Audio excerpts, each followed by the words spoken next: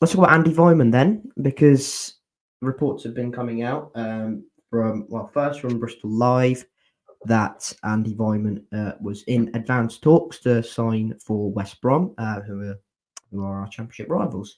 You mentioned West Brom; they're in a bit of a no man's land in the Championship, 5 points ahead of who would it be? Coventry and Sunderland in in sixth and seventh. They are obviously in a bit of a financial state at the moment, so they can't really sign players for too much money and spend big in this January transfer window. So they will have to look at players on the cheap. Andi Weimann certainly fits that bill. 6 months left on his contract, 32 years of age. He won't be available for too much money.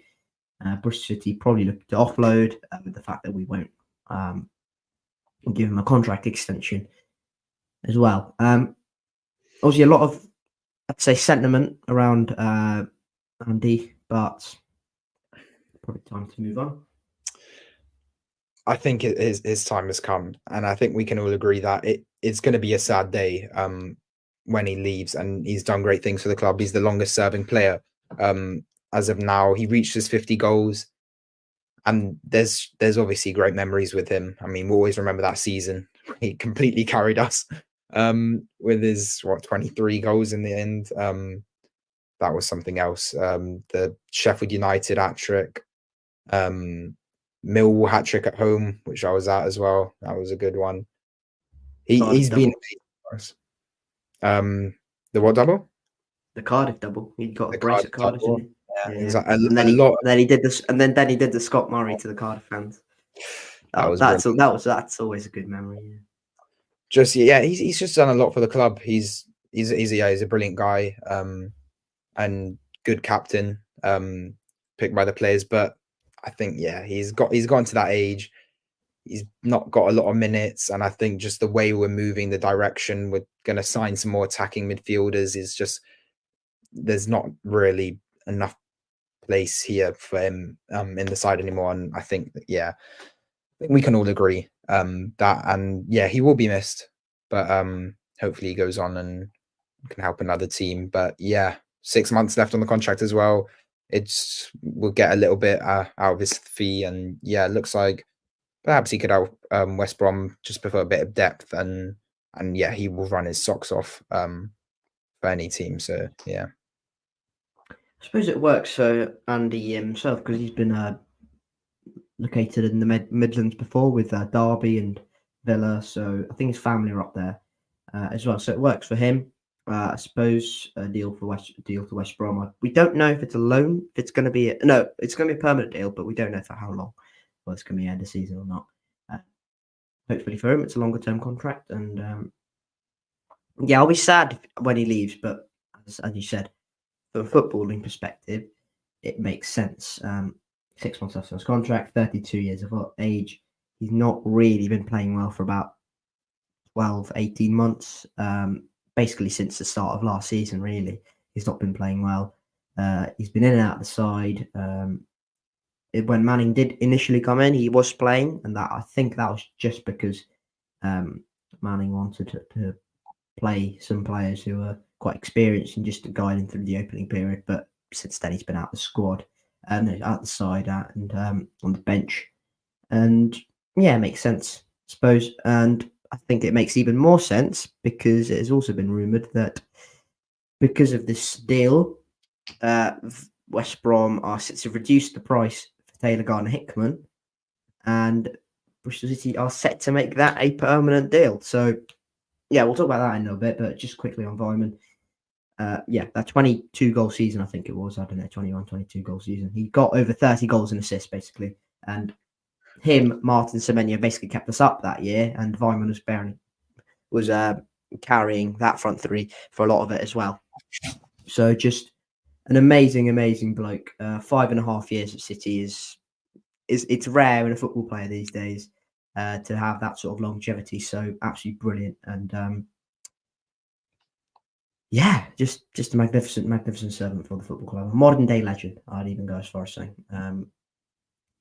Hasn't left us yet, but hasn't left us yet. But it's basically it's over. It's over. It's over.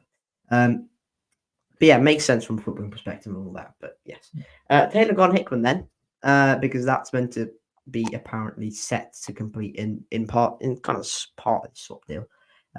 Half is it a swap deal? Half-ish kind of swap deal. But yeah, it makes sense. That's about it. It makes sense.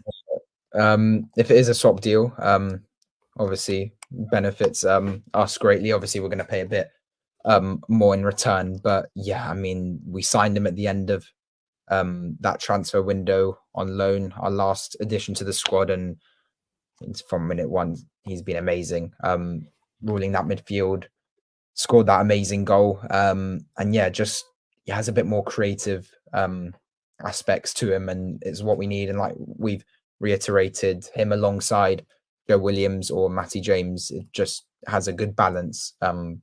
Then yeah, he's been really important, and yeah, he's started basically every game since he's joined, a lot of minutes, and he seems to be enjoying his football, and he likes it at the club. So yeah, it just again, yeah, makes sense for him to come on a permanent deal, and the fact that we have that option and it might go down, and now we can put pen to paper and get him at the club for the foreseeable future. But yeah, definitely a good find, a good signing, and yeah, just all makes sense at the end of the day with the Weimann and Garner Hickman swap. But yeah, definitely something that was we kind of saw it was going to be getting done. So yeah, just inevitable, really.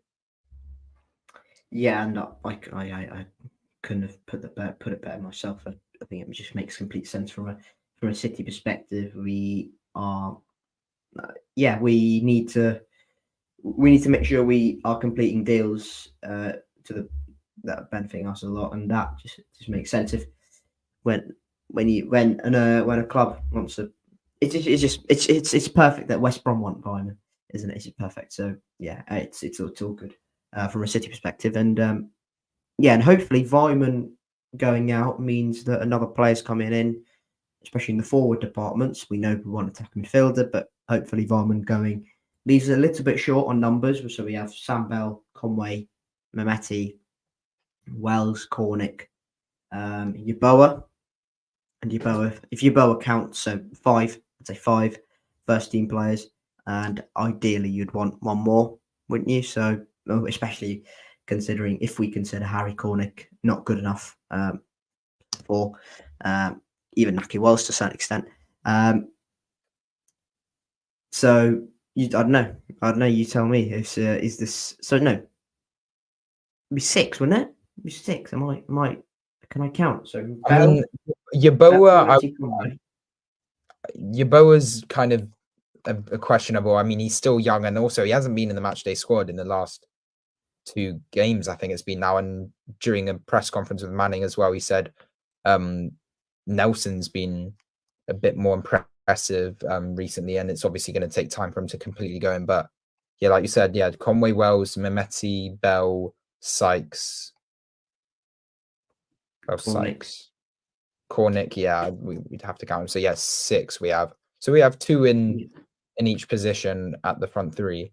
Right now, obviously, we're but it kind of shows as well, because we are preferring Sam Bell over Cornick on the right hand side. So I think Cornick really only comes in at dire situations, as an impact sub or when we really need him, and it's a shame that hasn't really worked out. I mean, maybe he can still prove us wrong, but I still don't really see a massive future at the club for him.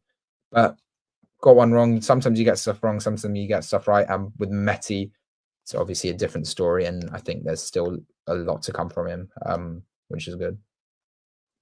I think the problem for Harry Cornick is that he at Luton he used to play with during his best period he played with Elijah Adebayor up top, and in a 2, he can't play on the right and he can't play out top on his own. He needs to play in a 2 up top, and we haven't played that since he's been at the club, really, because it's been Conway and Wells has been the other preferred striker, so he just hasn't played enough games up top to have an impact.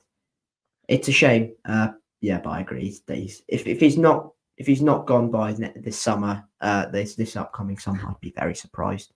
To be honest, but yeah, that's about it for that one. Let's talk about transfers quickly. I do want to talk about that. So we've missed out on Finisaz. We're probably going to miss out on Scott Twine. I've been kind of trying to look around at players in the Championship who might be out of contract and maybe might be interested in a move to Bristol City. I'm getting no one.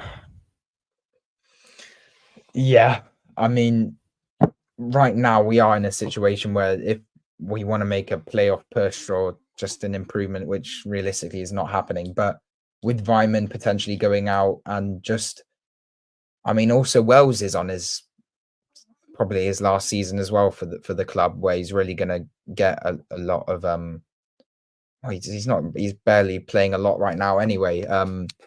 But yeah, with Wells and Cornick kind of looking like dead ends, we definitely need additions towards the front of the field.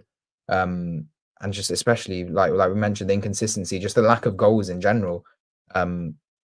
So yeah, it'll be interesting to see what we can do. We've had some missed opportunities, like you said, the price tags being a bit too high for our liking, but we'll have to see what happens. And I think we will get someone through the door, I hope, especially if Weimann goes out. And hopefully we can find someone. I mean, that's the thing with some Championship teams, they have these kind of European contacts, especially with teams like Watford, who have that link with Udinese because of the Pozzo owners. But I feel like when's the last time we signed, what was it, Masengo probably for a foreign player, for what I can remember.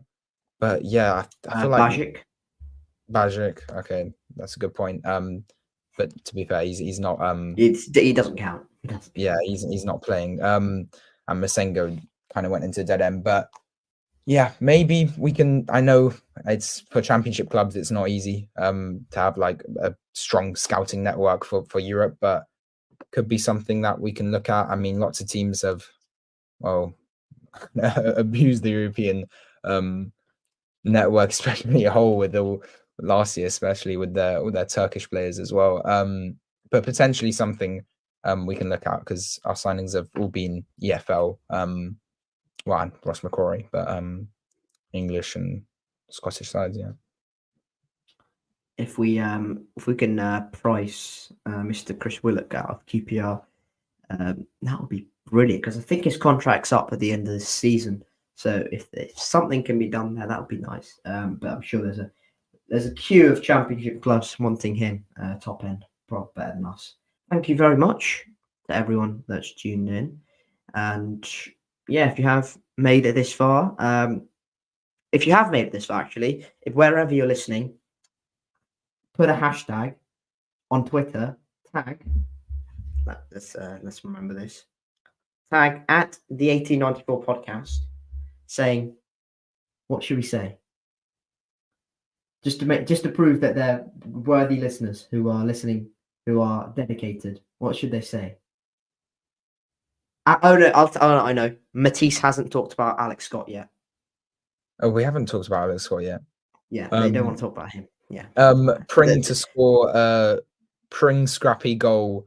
That's too long. Already too long. Pring goal. Oh, Pring goal. Either put hashtag Pring goal or hashtag Alex Scott. Something like that. Yeah. That'd be nice. So take a screenshot or whatever, and then put it on X or Twitter, and yeah, that's a nice little plug actually. Tag us on at the 1894 podcast, where you can follow us as well. Haven't been as active on there, apologies, but we are getting there slowly.